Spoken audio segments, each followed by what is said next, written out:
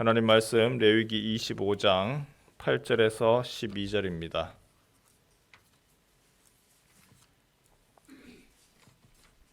레위기 25장 8절에서 12절 말씀입니다.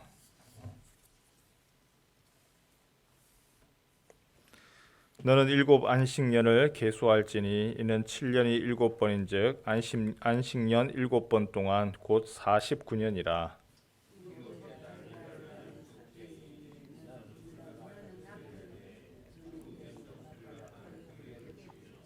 너희는 50년째 해를 거룩하게 하여 그 땅에 있는 모든 주민을 위하여 자유를 공포하라.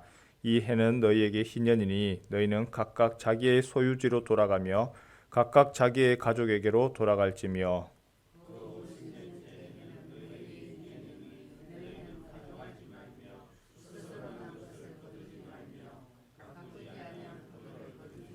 함께 읽습니다.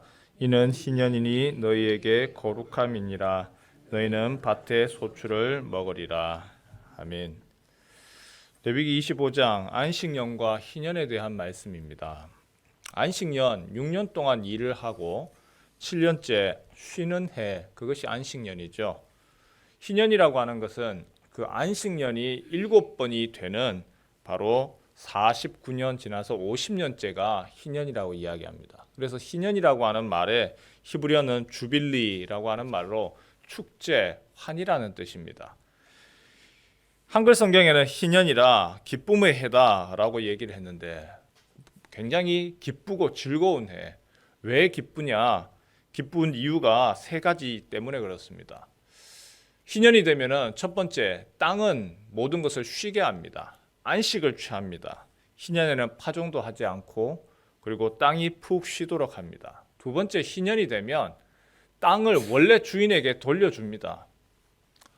가난하여서 돈이 없어서 그래서 빌립니다. 땅을 하나님이 주셨는 기업이죠. 그런데 그 기업을 담보로 맡겨놓고 그리고 땅을 팔아버리든지 했는 그 땅. 하지만 50년이 되면 돈을 갚든지 안 갚든지 상관없이 희년이 되면 땅을 돌려줍니다. 다시 새로 시작할 수 있는 리셋이죠. 다시 가난으로부터 벗어날 수 있는 기쁜 해입니다. 땅이 돌아옵니다. 또 한 가지가 더 있습니다. 땅만 파는 것이 아니죠. 땅 이후에는 또 아들도 팝니다. 딸도 팝니다. 아내도 팝니다. 돈이 없으니까 먹고는 살아야 되겠고 자식들을 종으로 노예로 팔아버렸습니다. 하지만 50년째 그 해가 되면 희년이 되면 그 딸들 아들들 다 돌아오는 겁니다. 돈을 갚고 안 갚고의 문제가 아닙니다. 시스템적으로 50년이 되면 다시 출발해라. 처음부터 다시 출발해라 라고 하는 것이 희년이죠. 그래서 희년에 대한 규례와 관련하여서 많이 등장하는 말이 있는데 우리가 25장 전체를 읽지는 않았지만 내 형제가 가난하여서 종으로 팔리거든 혹은 내 빈손으로 내 곁에 있거든. 희년 규례는 가지고 있는 부자들보다는 가진 것이 없는 가난한 사람들이 기대하는 것이죠. 그때가 되면 다시금 나에게 땅이 돌아오고 그때가 되면 내 자녀가 돌아오기 때문에 소외된 사람들, 가난한 사람들이 기대합니다. 두 번째, 너희는 각각 자기의 소유지로 돌아가라. 빚 때문에 자신의 땅을 팔거나 그리고 자신의 자녀를 팔았던 사람들 다시금 돌아오게 되는 것들, 희년이 되면 새로운 시작, 리셋, 새로운 출발이죠. 세 번째, 또 오늘 많이 나오는 말씀이 있는데 내 하나님을 경외해라. 나는 너희의 하나님 여호와니라. 하나님을 경외한다는 것이 무엇이죠? 기도 많이 하고 성경 많이 보고 헌금 많이 드리고 하나님은 그것을 하나님 경외한다고 이야기하지 않고요. 하나님을 경외하기 때문에 그렇게 사는 것을 하나님을 경외한다고 합니다. 두려워하는 것이라고 얘기하죠. 하나님을 경외하는 것이 무엇입니까? 희년이 되면 가지고 있던 그 땅, 하나님을 경외하기 때문에 이제 희년입니다. 내가 돌려주겠습니다. 희년이기 때문에 이제는 종으로 되었던 사람 내가 돌려보내겠습니다. 희년이 되면은 돌려보내는 거죠. 그게 바로 하나님을 경외하는 것입니다. 그래서 희년의 또 다른 이름이 있는데 자유해 혹은 면제년입니다. 엄청난 일이죠. 한마디로 희년 제도는요, 균형을 맞추는 겁니다. 불균형이 일어나죠. 오늘 우리 시대에도 계속되는 부의 불균형, 가진 사람과 가지지 못한 사람의 불균형, 가면 갈수록 점점 더 커집니다. 이것이 사회 문제가 되고 오늘날의 저출산 여러 가지 부분들에 대해서 다 미치잖아요. 그런데 그 문제, 근본적인 이 불균형의 문제를 다시금 맞추는 제도가 희년입니다. 예전에는 이런 이야기가 참 있었고 우리가 그것을 가지고 노력을 했습니다. 개천에서 용 난다. 근데 지금은 어떻습니까? 개천에서 용이 없습니다. 개천이 다 말라버렸기 때문에. 집을 사기 위해서는 그 사람의 노력으로 되는 것이 아니고 어른들이 집을 가지고 있으신 분들이 물려줘야지만 집이 되는 것이고 증여하지 아니하면 안 되는 시대로 되었습니다. 역사적으로 이러한 불균형의 문제를 해결하는 방법들이 몇 가지가 있었습니다. 계속되는 불균형의 한쪽으로만 부가 쏠릴 때에 해결하는 방법, 그 중에 하나가 바로 혁명이었죠. 혁명을 통해서 뒤집는 방법입니다. 아니면 전쟁을 일으키든지 아니면은 전염병이 나서 사회적인 시스템 전체를 다 뒤집어서 피를 흘림을 통하여서 바꾸는 것이, 그것이 바로 사회 시스템이 존재하는 방식 중에 하나였습니다. 그런데 하나님은 하나님을 경외하기 때문에 희년 제도를 사용을 해라. 50년이 되면 너희가 물론 자기가 수고를 해서 돈을 빌려준 것이죠. 땅을 담보로 해서 먹을 것을 주었습니다. 하지만 50년이 되면 이제는 그거 다 돌려줘라. 희년 제도를 통하여서 다시금 이 사회를 하나로 맞추는 거, 출발점을 똑같이 맞추는 그 희년 제도를 하나님이 지켜라 이스라엘 백성들에게 주신 겁니다. 이 희년 제도라고 하는 것이 구약 제도이기 때문에 뜬구름 잡는 제도가 아닙니다. 오늘날 경제학에서 가장 고민하면서 연구하는 것이 희년 제도입니다. 왜냐하면 너무 한쪽으로만 계속 가는 부분들을 이걸 어떻게 맞추면 좋을 것인가. 그래서 최고의 경제학자들이 이 희년 제도를 통하여서 경제 문제를 해결할 수 있는 방법들을 찾고 있습니다. 그런데 안타깝게도 너무나 이상적이잖아요. 너무나 좋지 않습니까? 어떤 사람은 계속해서 앞에서 출발하고 어떤 사람은 뒤에서 출발하는 기울어진 운동장이라 뭐 이런 얘기들을 맞출 수 있는 것이 희년 제도인데, 성경에서 그러면 이 희년 제도 50년이 되면은 땅도 돌려줘라, 그리고 너희의 노예들 종도 돌려줘라 라고 했던 것들이 과연 성경에서 얼마만큼 지켜졌을까요? 레위기서에 분명히 희년 제도가 있고 이렇게 해라 라고 얘기를 했지만 사실 성경 어디를 찾아보아도 희년 제도가 지켜진 것이 없습니다. 안타깝게도 없어요. 하나님을 그렇게 경외합니다. 하나님을 내가 섬깁니다 라고 하지만 희년 제도가 경제적인 문제 앞에서는 손을 못 펼치는 것이죠. 성경을 읽는다든지 예배를 한다든지 이거는 할 수 있어요. 하지만 우리에 있어서 가장 근원적인 문제가 뭐죠? 경제적인 문제잖아요. 종교라고 하는 것을 가만히 한번 보십시오. 종교심에서의 출발이 뭡니까? 내가 잘 되는 것이죠. 내가 이 신을 섬김으로 인하여서 어려움이 없고 경제적으로 잘 되어지고 경제적인 부분하고 종교하고 같이 연결이 되어 있습니다. 그런 상황에서 펼쳐라, 내려놓아라, 다른 건 다 하면서도 이 부분은 못하는 겁니다. 예레미야 34장에 보면 그나마 희년 시드기야 왕이 고관들과 모든 백성들에게 남녀 노비들 다 풀어줘라, 해방시켜라 라고 하는 부분이 나타납니다. 희년이 일어나는 것이죠. 그래서 종되었던 사람들 다 풀어줬습니다. 다 자신의 집으로 돌아가서 이제는 자유를 맛보게 했습니다. 하지만 얼마 안 가서 왕이 마음을 바꿉니다. 다시금 돌이키겠다. 종되었던 갔던 사람들도 다시 노비로 다시금 잡아옵니다. 희년이 이루어지지 않는 거죠. 예수님께서 이 땅에 오셔서 자신을 뭐라고 이야기하시느냐 하면 희년을 이루는 사람이라, 자유케 하는 자라, 해방자라고 이야기를 했습니다. 누가복음 4장 18절에서 19절, 나를 보내사 포로된 자에게 자유를, 눈먼 자에게 다시 보게 함을 전파하며 눌린 자를 자유롭게 하고 주의 은혜의 해를 전파하게 하려 하심이라. 묶여 있는 것들, 자유하지 못하는 것들, 해방하지 못하는 것을 내가 그것을 해방하러 왔다. 은혜의 해, 희년, 바로 새로운 해방을 내가 선포하러 왔다. 예수님은 희년에 대해서 이야기를 하시고, 룻기 말씀에 보면 보아스에 대해서 기업 물을 자라는 말이 나오죠.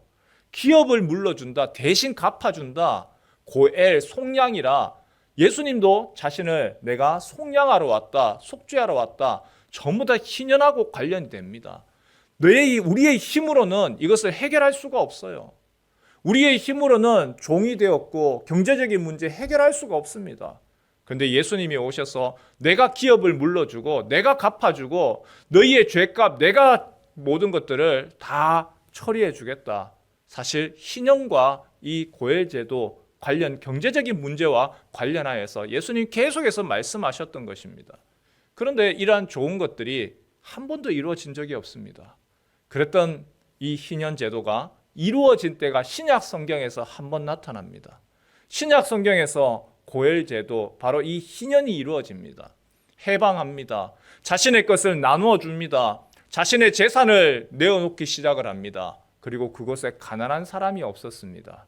바로 사도행전 2장에 나타나는 말씀이죠. 사도행전 2장 말씀에 성령 충만할 때에 그 교회 공동체, 오순절 성령 강림하고 표적과 이사가 일어나고 성령으로 충만할 때에 그들이 손을 펼치기 시작을 합니다. 성령 충만, 다시 한번 생각을 해볼까요? 성령 충만, 능력이 임하는 것 아니고요. 성령 충만이라고 하는 것은 내 본성을 지배하고 성령이 내 본성을 지배하는 것이 성령 충만입니다. 나는 이렇게 하고 싶지요. 내 뜻은, 내 의지는 이렇습니다. 그러나 성령 충만은 그 의지 앞에서도 하나님의 성령께서 원하시는, 하나님이 원하시는 것을 쫓아가는 것이 성령 충만입니다. 성령 충만은 내 안에서 이렇게 이야기하고 싶고 말하고 싶은 것이 튀어나오고 싶은 것이 내 본성입니다. 하지만 성령 충만은 내 본성을 따라서 말하는 것이 아니고 또 참고 견디는 것입니다. 성령 충만은 내가 하고 싶은 대로 하고 싶은 내 본성이 일어날 때에 내 본성을 넘어서 하나님이 무엇을 원하십니까? 그 속에서 내 본성은 내려놓고 하나님이 원하시는 쪽을 향하여서 선택하는 것입니다. 그래서 성령 충만한 공동체, 예루살렘 교회 공동체가 성령 충만으로 말미암아 자신의 재산을 내려놓았습니다. 아무도 할 수 없었던 것들을 자신의 소유를 자신의 것이라 하지 아니하고 함께 공유하면서 필요한 사람들을 나누어 줄 수 있었습니다. 우리의 본성에 있어서 제일 밑바닥에 있는 내 것, 내가 가지려고 하는 이 소유욕, 거기에 대해서 성령께서 그 마음을 짓누르시고 그것보다 더 큰 기쁨과 즐거움을 너에게 줄 터이니 이건 내려놓아라. 그리고 펼쳐진 공동체가 바로 새로운 오순절 성령 강림으로 말미암은 바로 그 공동체였습니다. 동양 사람들과 서양 사람들의 차이가 있습니다. 동양 사람들은요, 모든 부분들을 자식을 참 중요시 여기죠. 그래서 내가 평생 수고했습니다. 평생 노력했습니다. 그리고 내가 수고하고 노력한 것을 이제 내가 이 세상 떠나갈 때에 누구에게 남기겠습니까? 내 자식 줘야지. 내 아들 줘야지. 큰 놈 줘야지. 그래서 자꾸 우리 자식한테 주려고 하는 그러한 욕구가 큽니다. 서양 사람들은요, 서양 사람들이 다 좋은 건 아니죠. 하지만 서양 사람들은 살다가 자신들이 재산을 모았습니다. 하지만 세월이 지나서 이제 두 분이 계시다가 한 분이 돌아가십니다. 그러면 이사를 합니다. 집을 줄입니다. 그곳에서 혼자 살아갑니다. 실버타운으로 이사를 하지요. 그리고 그곳에서 살아가다가 또 이제 자녀들한테 유언을 남깁니다. 내가 여기 살다가 내가 죽거든. 이 재산 너희 자녀들한테 하지 말고 이거 기부해라. 그래서 그 재산을 가지고 기부를 하죠. 교회에다가 기부를 하고 또 기관에다가 기부를 하고 나는 이 땅에서 살다가 내가 잘 누렸다. 그리고 나는 이제 돌아간다. 그리고 이것이 이제 이 사회에 이제 다시금 돌아갈 수 있도록 그렇게 해다오. 자녀들에게 마지막 유언을 그렇게 합니다. 그래서 그 유산 나누기 운동들이 서양에서 많이 되었고 이제 그 운동들이 한국으로도 들어왔죠. 이제 그 유산 자녀들한테 물려주는 것만 하지 말고 다시금 이 사회에 대해서 어려운 사람들, 나눌 수 있는 사람들 우리 함께 나눕시다. 그러한 일들이 일어나는 거죠. 그리고 이 일들이 일어나는 가장 큰 곳이 바로 교회입니다. 하나님이 우리에게 주셨는 거 돌아갈 때에 아무것도 없습니다. 그 돌아갈 때 또 자녀에게 물려주고 그렇게 할 것이 아니고 하나님 주신 거 내가 이 땅에 태어날 때 아무것도 없었는데 또한 이 땅 살아갈 때 은혜로 살았습니다. 그리고 이거 주님 앞에 또 드리고 또한 이 땅 가운데 있는 사람들에게 사용하겠습니다. 성령 충만 마지막으로 다시 말씀을 드리죠. 우리가 손을 펼치는 거 다른 게 아니고 성령에 충만하고 하나님이 펼칠 수 있도록 마음 주시고 하나님이 펼칠 수 있도록 생각 더해 주시고 하나님이 그 마음 가운데 우리의 본성들 억제하지 아니하시면 할 수 없습니다. 이 새벽에 우리가 이렇게 기도했으면 좋겠습니다. 하나님, 우리에게 있어서 하나님을 사랑하고 경외한다라고 하는 거 주님 다른 것보다 내 가장 깊은 본성 내가 손을 펼칠 수 있겠습니까? 이 땅 떠날 때에 내 자식에게 물려주는 것이 아니고 하나님께 드리고 가장 귀한 곳에 내가 아름답게 사용할 수 있도록 나도 그런 결정 알기는 알지만 참 그 결정하는 게 쉽지 않습니다. 하나님의 뜻이 무엇인지 또한 하나님이 기뻐하는 마음 따를 수 있도록 성령으로 충만케 하옵소서. 이 땅에서의 질서가 아니라 하나님의 질서와 원하시는 것 내가 또한 알고 따를 수 있도록 아는 것을 넘어서 행동할 수 있도록 하나님이 성령으로 충만케 하옵소서. 기도하는 이 아침 되시기를 주님의 이름으로 축원합니다.